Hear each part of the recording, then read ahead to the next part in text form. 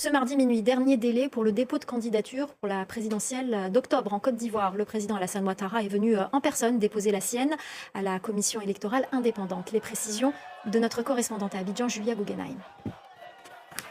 C'est dans une ambiance festive et devant une flopée de supporters enthousiastes ainsi qu'un certain nombre de ministres et de cadres de son parti, le RHDP, que le président Alassane Ouattara a déposé son dossier de candidature ce mardi matin à la commission électorale indépendante. Il brigue donc un 4e mandat à 83 ans. Il est venu pour nous sauver. Il a donné le meilleur de lui en Côte d'Ivoire et il continue de donner le meilleur de lui en Côte d'Ivoire.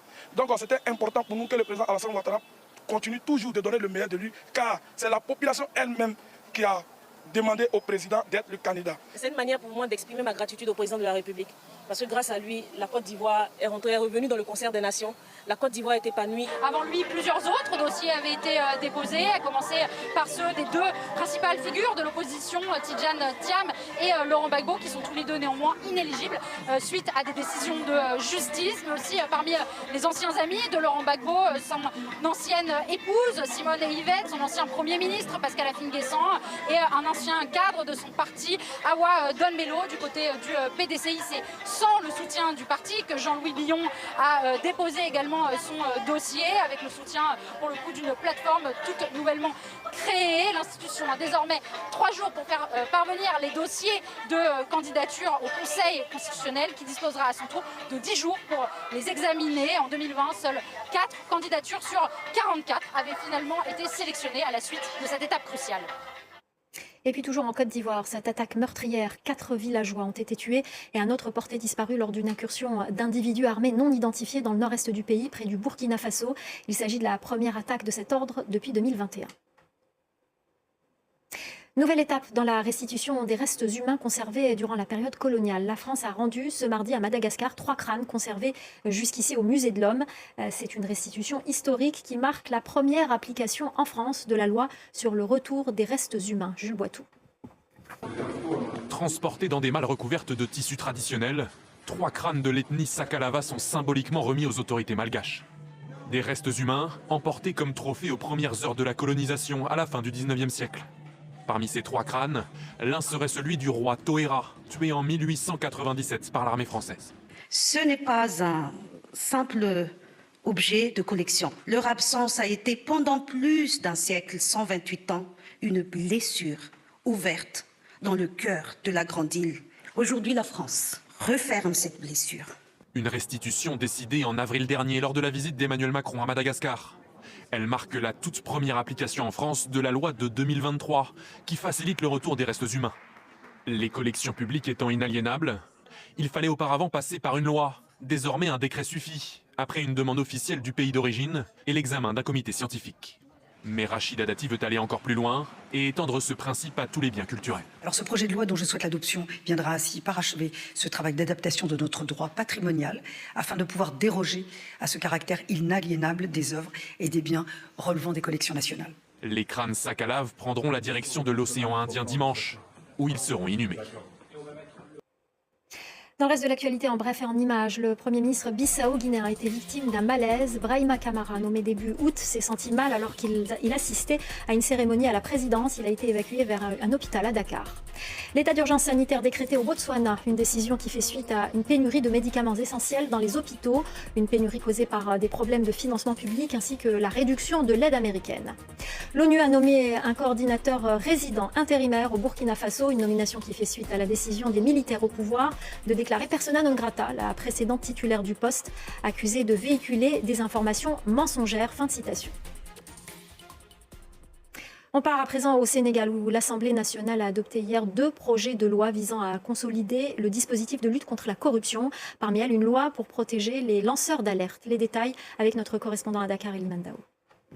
La nouvelle Office national de lutte contre la corruption adoptée ce lundi à l'Assemblée nationale permet, selon les initiateurs ainsi que le ministre de la Justice, de garantir l'indépendance des membres de cet office. L'organe permettra également la publication des rapports des corps de contrôle. Selon les députés qui ont voté cette loi, elle permettra de mieux lutter contre la corruption. L'opposition, de son côté, dénonce une démarche précipitée des députés du pouvoir. Certains amendements liés à ce projet de loi n'ayant pas été pris en compte. L'Assemblée nationale a également adopter une loi sur la protection des lanceurs d'alerte ainsi qu'une loi sur la déclaration de patrimoine. Il reste maintenant à savoir si ces différents projets de loi permettront d'améliorer l'indice de perception de la corruption du Sénégal. Actuellement de 45 sur 100, le Sénégal est dans la zone orange en occupant la 69e place au niveau mondial. Il faudrait rappeler que la lutte contre la corruption est l'une des principales promesses de campagne du PASTEF, le parti au pouvoir.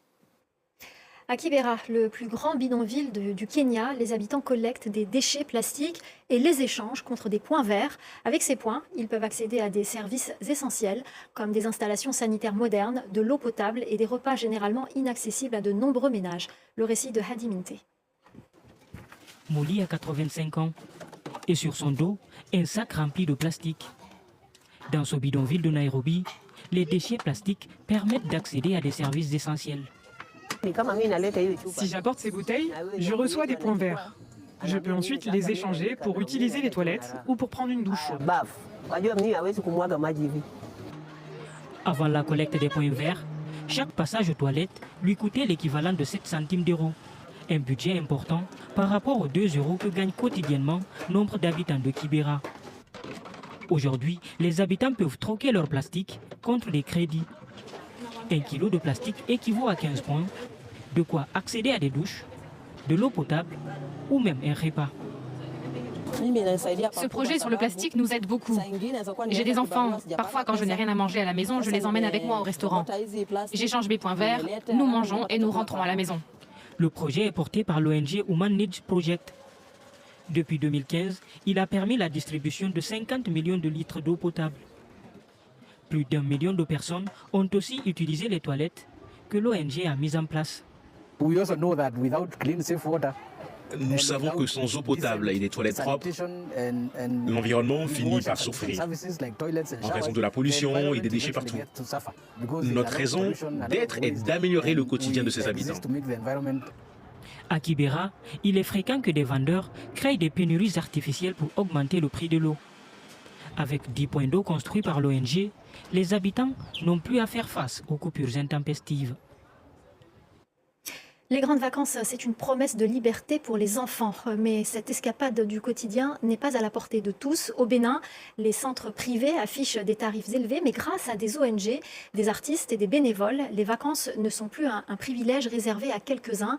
De Porto Novo à Grand Popo, en passant par Cotonou, des initiatives solidaires fleurissent. Reportage d'Emmanuel Sodji et de Raphaël Tali. À Porto Novo, dans le quartier populaire de Djigandao, l'ONG Careb organise pendant les grandes vacances scolaires des ateliers pour enfants. Ici, tout est gratuit et pas de sélection. Ils sont tous les bienvenus. Cette année, la paix et la cohésion sont au cœur des activités, avec un objectif, semer dès l'enfance les graines du vivre ensemble. À travers la danse, on peut passer des messages. Chorégraphie, jeux collectifs, dessins, autant d'activités pour apprendre à coopérer,